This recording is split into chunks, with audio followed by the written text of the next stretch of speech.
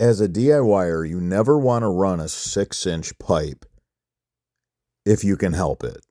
It's just too big and too much for a DIY. Run 2 4-inch pipes like this.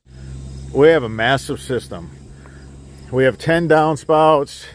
We have a lot going on here. But I love what the men did. They went ahead and they put a balance tube. This is a balance tube. 2 T fittings with a piece of pipe connecting the hub in the middle. That's it. You put 2 T's in. This is a balance tube. This is going to balance the amount of water each line's carrying. Both of these lines will have an equal amount of water in them. Then you have a piece of 4-inch pipe that's 7 of these ribs inside the hub of these 2 T's. When you have a lot of water on one line and maybe the other line is just half full, and because one line is maxed out, maybe overwhelmed, you always want to connect a balance tube on your 2 solid discharge lines that are going out to the ditch, the storm drain, wherever.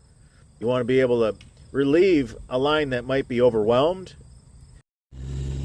You can see we got 2 of our flow gates on these discharge lines.